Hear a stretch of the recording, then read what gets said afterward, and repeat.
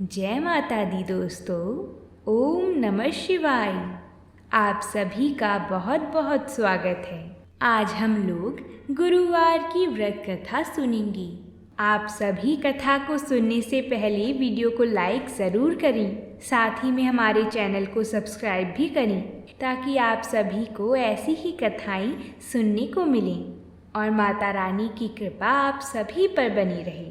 तो आइए प्रभु की कृपा से कथा को प्रारंभ करते हैं। बोलिए भगवान बृहस्पति देव की जय हो। प्राचीन समय की बात है। भारतवर्ष में एक प्रतापी और दानी राजा राज्य करता था। वह नित्य गरीबों और ब्राह्मणों की सहायता करता था। यह बात उसकी रानी को अच्छी नहीं लगती थी। वह ना ही गरीबों को दान देती थी और ना ही भगवान का पूजन ही किया करती थी। राजा को भी दान देने से मना करती थी। एक दिन राजा शिकार खेलने के लिए वन में गए हुए थे तो रानी महल में अकेली थी। उसी समय बृहस्पति देव साधु वेश में राजा के महल में भिक्षा के लिए आए और उन्होंने रानी से भिक्षा मांगी। तब रानी ने भिक्षा देने से इनकार किया और कहा, हे साधु महाराज, मैं तो दान पुण्य से तंग आ गई हूँ। मेरा पति सारा धन लुटाते रहता है। मेरी इच्छा है कि हमारा धन नष्ट हो जाए, फिर ना रहेगा बांस और ना बजेगी बांसुरी। साधु महात्मा ने कहा, देवी, तुम तो बड़ी विचित्र हो। धन और संतान तो सभी चाहते हैं। पुत्र और लक्ष्मी तो पापी के घर भी होने चाहिए। यदि तुम्हारे पास अधिक धन है तो भूखों को भोजन दो, प्यासों के लिए प्याऊ बनवाओ, मुसाफिरों के लिए धर्मशालाएं खुलवाओ। जो निर्धन अपनी कुंवारी कन्याओं का विवाह नहीं कर सकते, उनका विवाह कर दो।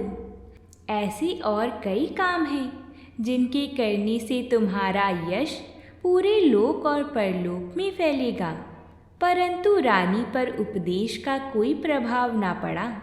वह बोली, महाराज, आप मुझे कुछ ना समझाएं। मैं ऐसा धन नहीं चाहती जो हर जगह बांटती फिरूं। साधु महात्मा ने उत्तर दिया, यदि तुम्हारी ऐसी ही इच्छा है तो तथास्तु। तुम ऐसा करना कि बृहस्पतिवार को घर को लीपकर पीली मिट्टी से अपना सिर धोकर स्नान करना, भट्टी चढ़ाकर कपड़े धोना। ऐसा करने से आपका सारा धन नष्ट हो जाएगा। इतना कहकर वह साधु महाराज वहाँ से चले गए। जैसा साधु महात्मा ने कहा था उसको करते हुए रानी ने केवल 3 बृहस्पतिवार ही बिताए थे कि उसकी सारी धन संपत्ति नष्ट हो गई। भोजन के लिए राजा का परिवार तरसने लगा। तब एक दिन राजा ने रानी से बोला कि रानी, तुम यहीं रहो, मैं दूसरे देश को जाता हूँ। क्योंकि यहाँ पर सभी लोग मुझे जानते हैं, इसलिए मैं यहाँ कोई छोटा कार्य नहीं कर सकता। ऐसा कहकर राजा परदेश चली गई।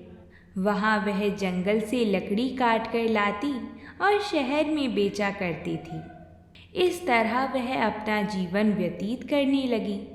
इधर राजा के परदेश जाते ही रानी और दासी दुखी रहने लगी। एक बार जब रानी और दासी को 7 दिन तक बिना भोजन के रहना पड़ा तो रानी ने अपनी दासी से कहा कि दासी, पास ही के नगर में मेरी बहन रहती है, तुम उसके यहाँ से कुछ खाने को ले आओ, वो बहुत धनवान है। तब दासी रानी के बहन के घर गई। उस दिन गुरुवार था और रानी की बहन उस समय बृहस्पतिवार व्रत की कथा सुन रही थी। दासी ने रानी की बहन को आवाज़ लगाई और रानी का संदेश भी दिया, लेकिन रानी की बड़ी बहन ने कोई उत्तर नहीं दिया क्योंकि वह कथा के बीच में नहीं उठ सकती थी। तब दासी को बहुत क्रोध आया। दासी वापस अपनी रानी के घर आ गई और उसने रानी को उसकी बहन की सभी बात बताई। इधर रानी की बहन ने सोचा कि मेरी बहन की दासी आई थी, परंतु मैं उसे नहीं बोल सकी, इससे वह बहुत दुखी हुई होगी। कथा सुनकर और पूजन समाप्त करके वह अपनी बहन के घर आई और कहने लगी, बहन, मैं बृहस्पतिवार का व्रत कर रही थी। तुम्हारी दासी मेरे घर आई थी, परंतु जब तक कथा होती है तब तक ना तो उठते हैं और ना ही बोलते हैं, इसलिए मैं नहीं बोली। कहो दासी, क्यों गई थी? रानी बोली, बहन, तुमसे क्या छिपाऊं? हमारे घर में खाने तक को अनाज नहीं था। ऐसा कहते कहते रानी की आंखों में आंसू आ गए।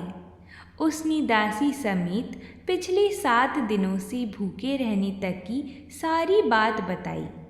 रानी की बहन बोली, देखो बहन, भगवान बृहस्पति देव सबकी मनोकामना को पूर्ण करते हैं। देखो, शायद तुम्हारे घर में अनाज रखा होगा। पहले तो रानी को विश्वास नहीं हुआ, पर बहन के आग्रह करने पर दासी को अंदर भेजा। जब दासी अंदर गई तो उसे सचमुच अनाज से भरा हुआ एक घड़ा मिला। यह देखकर दासी को बड़ी हैरानी हुई। दासी रानी से कहने लगी, रानी सा, जब हमको भोजन नहीं मिलता तो हम व्रत ही तो करते हैं ना, इसलिए क्यों ना इनसे व्रत और कथा की विधि पूछ ली जाए ताकि हम भी व्रत कर सकें। तब रानी ने अपनी बहन से बृहस्पतिवार व्रत के बारे में पूछा। रानी की बहन ने बताया, बहन, बृहस्पतिवार के दिन व्रत में चने की दाल और मुनक्का से भगवान विष्णु का केले की जड़ में पूजन करें और दीपक जलाएं, व्रत कथा सुनें और पीला भोजन ही करें। इससे बृहस्पति देव प्रसन्न होते हैं। व्रत और पूजन विधि बताकर रानी की बहन अपने घर को लौट आई। 7 दिन के बाद जब गुरुवार आया तो रानी और दासी ने व्रत रखा। घुड़साल में जाकर चना और गुड़ लेकर आई, फिर उससे केले की जड़ और भगवान विष्णु का पूजन किया। अब पीला भोजन कहाँ से आए, इस बात को लेकर दोनों बहुत दुखी थीं, क्योंकि उन्होंने व्रत रखा था, इसलिए बृहस्पति देव उनसे प्रसन्न थे। इसलिए वह एक साधारण व्यक्ति के रूप में 2 थालियों में सुंदर पीला भोजन दासी को दे गए। भोजन पाकर दासी प्रसन्न हुई और फिर रानी के साथ मिलकर ग्रहण किया। उसके बाद वह सभी गुरुवार को व्रत और पूजन करने लगीं। बृहस्पति भगवान की कृपा से उनके पास फिर से धन संपत्ति आ गई, परंतु रानी फिर से पहले की तरह आलस्य करने लगी। तब दासी बोली, देखो रानी, तुम पहले भी इस प्रकार आलस्य करती थी। तुम्हें धन रखने में कष्ट होता था, इस कारण सभी धन नष्ट हो गया, और अब जब भगवान बृहस्पति देव की कृपा हुई है तो तुम्हें फिर से आलस आता है। रानी को समझाते हुए दासी कहती है कि बड़ी मुसीबतों के बाद हमने यह धन पाया है, इसलिए हमें दान पुण्य करना चाहिए, भूखे मनुष्यों को भोजन कराना चाहिए और धन को शुभ कार्यों में खर्च करना चाहिए। रानी ऐसी बात सुनकर अपना धन प्रजा के लिए खर्च करने लगी। रानी ने प्याऊ बनवाई, कुंवारी कन्याओं का विवाह करवाया और धर्मशालाएं भी बनवाईं। एक दिन रानी और दासी आपस में विचार करने लगी कि ना जाने राजा किस दशा में होंगे, उनकी कोई खोज खबर भी नहीं है। उन्होंने श्रद्धापूर्वक गुरु बृहस्पति भगवान से प्रार्थना की कि राजा जहाँ कहीं भी हों शीघ्र वापस आ जाएं। उधर राजा परदेश में बहुत दुखी रहता था।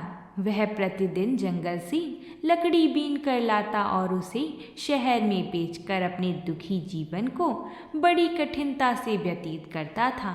एक दिन दुखी होकर अपनी पुरानी बातों को याद करके वह रोने लगा और उदास हो गया। उसी समय राजा के पास बृहस्पति देव साधु के वेश में आकर बोली, हे लकड़हारी, तुम इस सुनसान जंगल में किस चिंता में बैठी हो, मुझे बतलाओ। यह सुनकर राजा के नेत्रों में जल भर आया। साधु की वंदना कर राजा ने अपनी संपूर्ण कहानी सुना दी। महात्मा दयालु होते हैं। वह राजा से बोली, हे राजा, तुम्हारी पत्नी ने बृहस्पति देव के प्रति अपराध किया था, जिसके कारण तुम्हारी यह दशा हुई। अब तुम चिंता मत करो, भगवान तुम्हें पहले से अधिक धन देंगी। देखो, तुम्हारी पत्नी ने बृहस्पतिवार का व्रत प्रारंभ कर दिया है। अब तुम भी बृहस्पतिवार का व्रत करके चने की दाल व गुड़ जल के लोटे में डालकर केले का पूजन करो, फिर कथा कहो या सुनो। भगवान तुम्हारी सब मनोकामना पूर्ण करेंगे। साधु की बात सुनकर राजा बोला, हे प्रभु, लकड़ी बेचकर तो इतना पैसा भी नहीं बचता जिससे भोजन के उपरांत कुछ बचा सकूं। मैंने रात्रि में अपनी रानी को व्याकुल देखा है। मेरे पास कोई साधन नहीं जिससे उसका समाचार जान सकूं। फिर मैं कौन सी कहानी कहूं, यह भी मुझको मालूम नहीं है। साधु ने कहा, मन में बृहस्पति भगवान के पूजन व्रत का निश्चय करो, वह स्वयं तुम्हारे लिए कोई राह बना देंगी। बृहस्पतिवार के दिन तुम रोजाना की तरह ही लकड़ियाँ लेकर शहर में जाना। तुम्हें रोज से दुगना धन मिलेगा, जिससे तुम भली भांति भोजन कर लोगी तथा बृहस्पति देव की पूजा का सामान भी आ जाएगा। जो तुमने बृहस्पतिवार की कहानी के बारे में पूछा है वह इस प्रकार है, तुम इसे ध्यानपूर्वक सुनो। प्राचीन काल में एक बहुत ही निर्धन ब्राह्मण रहता था। उसके कोई संतान न थी। वह नित्य पूजा पाठ करता। उसकी स्त्री ना स्नान करती और ना किसी देवता का पूजन करती। इस कारण ब्राह्मण देवता बहुत दुखी रहते थे। भगवान की कृपा से ब्राह्मण के यहाँ एक कन्या उत्पन्न हुई। कन्या बड़ी होने लगी। प्रातः स्नान करके वह भगवान विष्णु का जप करती थी। ऐसे ही वह बृहस्पतिवार का व्रत भी करने लगी। पूजा पाठ समाप्त करके पाठशाला जाती तो अपनी मुट्ठी में जौ भर के ले जाती और पाठशाला के मार्ग में डालती जाती। लौटते समय वही जौ स्वर्ण के हो जाती तो उनको बीन कर घर ले आती थी। एक दिन वह बालिका सूप में उन सोने के जौ को फटक कर साफ कर रही थी कि तभी उसकी माँ ने देख लिया और कहा कि हे बेटी, सोने के जौ को फटकने के लिए सोने का ही सूप होना चाहिए। दूसरे दिन गुरुवार था। कन्या ने व्रत रखा और बृहस्पति देव से सोने का सूप देने की प्रार्थना की। बृहस्पति देव ने उसकी प्रार्थना स्वीकार कर ली। रोजाना की तरह वह कन्या जौ फैलाती हुई पाठशाला से लौटकर जब वह जौ बीन रही थी तो बृहस्पति देव की कृपा से उसे सोने का सूप भी मिला। उसे वह घर ले आई और उससे जौ साफ करने लगी, परंतु उसकी माँ का वही ढंग रहा। एक दिन की बात है, कन्या सोने के सूप में जब जौ साफ कर रही थी उस समय नगर का राजकुमार वहाँ से निकला। कन्या के रूप और कार्य को देखकर वह उस पर मोहित हो गया। राजमहल आकर वह भोजन तथा जल त्याग कर उदास होकर लेट गया।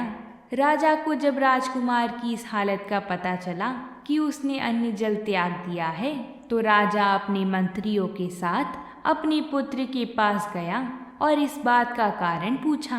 राजकुमार ने राजा को उस लड़की के घर का पता भी बता दिया। मंत्री उस लड़की के घर गया।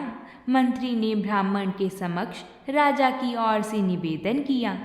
कुछ ही दिन बाद ब्राह्मण की कन्या का विवाह राजकुमार के साथ संपन्न हो गया। कन्या के घर से जाते ही ब्राह्मण के घर में पहले की भांति गरीबी का निवास हो गया। एक दिन दुखी होकर ब्राह्मण अपनी पुत्री से मिलने गए। बेटी ने पिता की अवस्था को देखा और अपनी माँ का हाल पूछा। ब्राह्मण ने सभी हाल कह सुनाया। कन्या ने बहुत सा धन देकर अपने पिता को विदा कर दिया। लेकिन कुछ दिन बाद ही फिर वही हाल हो गया। ब्राह्मण फिर अपनी कन्या के यहाँ गया और सभी हाल कहा तो पुत्री बोली, हे पिताजी, आप माता को यहाँ लिवा लाओ। मैं उन्हें वह विधि बता दूंगी जिससे गरीबी दूर हो जाएगी।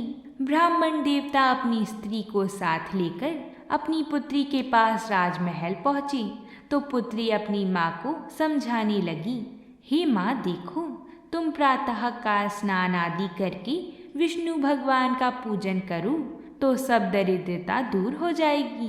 परंतु उसकी माँ ने उसकी एक भी बात नहीं मानी। वह प्रातः काल उठकर अपनी पुत्री की बची झूठन को खा लेती थी। एक दिन उसकी पुत्री को बहुत गुस्सा आया। उसने अपनी माँ को एक कोठरी में बंद कर दिया। फिर प्रातः उसे स्नान आदि करा के पूजा पाठ करवाया तो उसकी माँ की बुद्धि ठीक हो गई। इसके बाद वह नियम से पूजा पाठ करने लगी और प्रत्येक बृहस्पतिवार को व्रत करने लगी। इस व्रत के प्रभाव से मृत्यु के बाद वह स्वर्ग को गई। वह ब्राह्मण भी सुखपूर्वक इस लोक का सुख भोग कर स्वर्ग को प्राप्त हुआ। इस तरह कहानी कहकर साधु बने देवता वहां से अंतर्ध्यान हो गए। धीरे धीरे समय व्यतीत होने पर फिर बृहस्पतिवार का दिन आया। राजा जंगल में लकड़ी काटकर शहर में बेचने लगा। उसे उस दिन बाकी दिनों से अधिक धन मिला। राजा ने चना गुड़ आदि लाकर बृहस्पतिवार का व्रत किया। उस दिन से उसके सभी कलेश दूर हो गए। परंतु जब अगले गुरुवार का दिन आया तो वह बृहस्पतिवार का व्रत करना भूल गया। इस कारण बृहस्पति भगवान नाराज हो गए। उस दिन उस नगर के राजा ने विशाल यज्ञ का आयोजन किया था तथा अपनी समस्त राज्य में घोषणा करवा दी थी कि सभी मेरे यहाँ भोजन करने आवे। किसी के घर में भी चूल्हा ना जले। इस आज्ञा को जो ना मानेगा उसको फांसी दे दी जाएगी। राजा की आज्ञा अनुसार राज्य के सभी वासी राजा के भोज में सम्मिलित हुए। लेकिन लकड़हारा कुछ देर से पहुंचा, इसलिए राजा उसको अपने साथ महल में ले गए। जब राजा लकड़हारे को भोजन करा रहे थे तो रानी की दृष्टि उस खुटी पर पड़ी जिस पर उसका हार लटका हुआ था। उसे हार खुटी पर लटका दिखाई नहीं दिया। रानी को निश्चय हो गया कि मेरा हार इस लकड़हारे ने चुरा लिया है। उसी समय सैनिक बुलवाकर उसको जेल में डलवा दिया गया। लकड़हारा जेल में विचार करने लगा कि ना जाने कौन से पूर्व जन्म के कर्म से मुझे यह दुख प्राप्त हुआ है, और जंगल में मिले साधु को याद करने लगा। तत्काल बृहस्पति देव साधु के रूप में प्रकट हो गए और कहने लगी, अरे मूर्ख, तूने बृहस्पति देवता की कथा नहीं की, उसी कारण तुझे यह दुख प्राप्त हुआ है। अब चिंता मत कर, बृहस्पतिवार के दिन जेल खाने के दरवाजे पर तुझे 4 पैसे पड़े मिलेंगे। उनसे तू बृहस्पतिवार की पूजा करना तो तेरा सभी कष्ट दूर हो जाएगा। अगले बृहस्पतिवार के दिन उसे जेल के द्वार पर 4 पैसे मिले। राजा ने पूजा का सामान मंगवाकर कथा कही और प्रसाद बांटा। उसी रात्रि में बृहस्पति देव ने उस नगर के राजा को स्वप्न में कहा, हे राजा, तूने जिसे जेल में बंद किया है उसे कल छोड़ देना, वह निर्दोष है। राजा प्रातः काल उठा और खुटी पर हार टंगा देखकर लकड़हारे को बुलाकर क्षमा मांगी तथा राजा के योग्य सुंदर वस्त्र आभूषण भेंट कर उसे विदा किया। गुरुदेव की आज्ञा अनुसार राजा अपने नगर को चल दिया। राजा जब नगर के निकट पहुंचा तो उसे बड़ा ही आश्चर्य हुआ कि नगर में पहले से अधिक बाग, तालाब और कुएं तथा बहुत सी धर्मशालाएं, मंदिर आदि बने हुए हैं। राजा ने पूछा कि यह किसका बाग और धर्मशाला है। तब नगर के सब लोग कहने लगे कि यह सब हमारी रानी और दासी द्वारा बनवाए गए हैं। राजा को आश्चर्य हुआ और गुस्सा भी आया। कि उसकी अनुपस्थिति में रानी के पास धन कहाँ से आया होगा। जब रानी ने यह खबर सुनी कि राजा आ रही हैं, तो उसने अपनी दासी से कहा, हे दासी, देखो तो जरा, राजा हमको कितनी बुरी हालत में छोड़ के गए थे। वह हमारी ऐसी हालत देखकर लौट ना जाएं, इसलिए तू दरवाजे पर खड़ी हो जा। रानी की आज्ञा अनुसार दासी दरवाजे पर खड़ी हो गई और जब राजा आए तो उन्हें अपने साथ महल में लिवा लाई। तब राजा ने क्रोध करके अपनी तलवार निकाली और पूछने लगा, बताओ यह धन तुम्हें कैसे प्राप्त हुआ है। तब रानी ने सारी कथा कह सुनाई।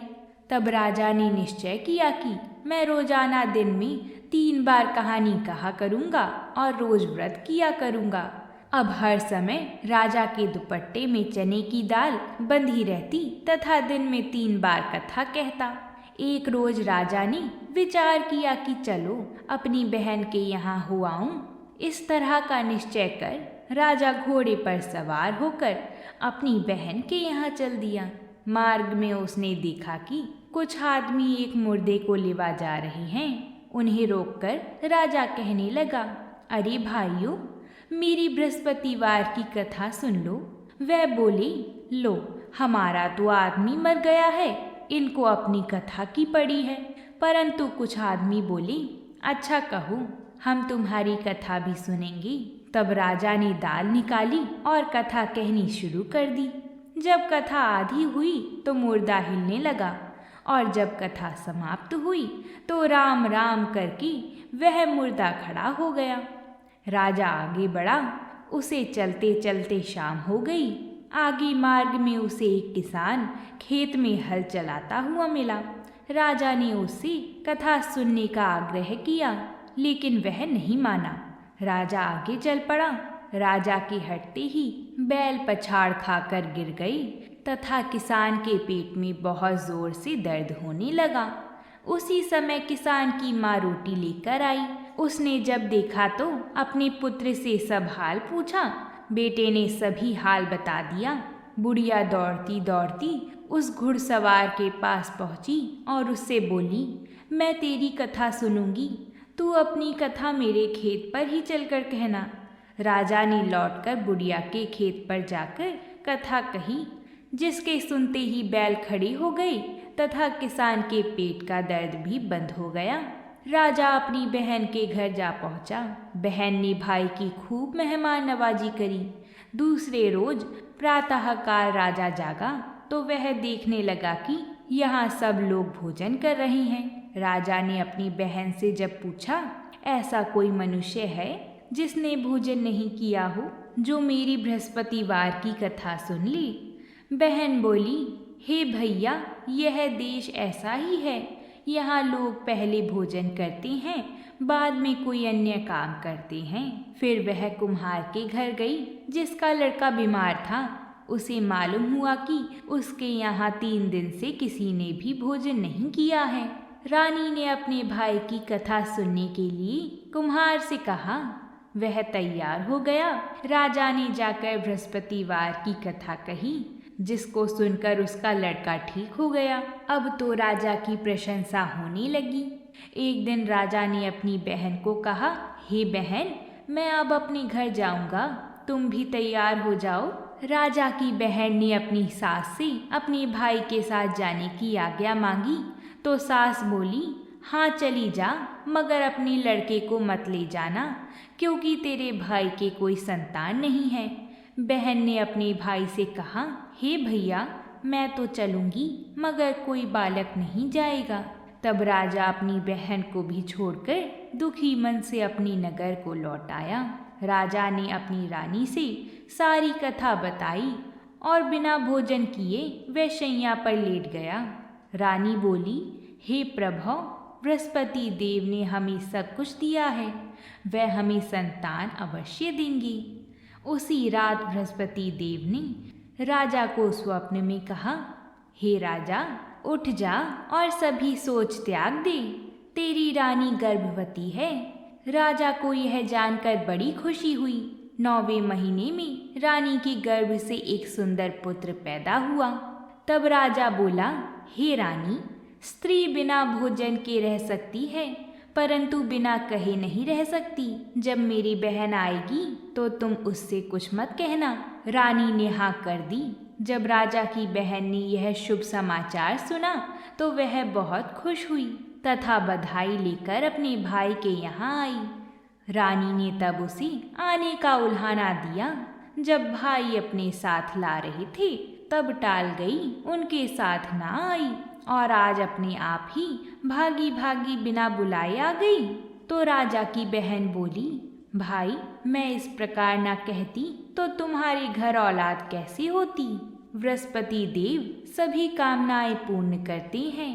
जो सद्भावना पूर्वक बृहस्पतिवार का व्रत करता है एवं कथा पढ़ता है अथवा सुनता है और दूसरे को सुनाता है, बृहस्पति देव उसकी सभी मनोकामना पूर्ण करते हैं, उनकी सदैव रक्षा करते हैं। जो संसार में सद्भावना से गुरुदेव का पूजन एवं व्रत सच्चे हृदय से करते हैं, उनकी सभी मनोकामना वैसे ही पूर्ण होती हैं जैसे सच्ची भावना से रानी और राजा ने बृहस्पति देव की कथा का गुणगान किया तो उनकी सभी इच्छाएं बृहस्पति देव जी ने पूर्ण की। अनजाने में भी बृहस्पति देव की उपेक्षा ना करें, ऐसा करने से सुख शांति नष्ट हो जाती है। इसलिए सबको कथा सुनने के बाद प्रसाद लेकर ही जाना चाहिए। हृदय से उनका मनन करते हुए जयकारा बोलना चाहिए।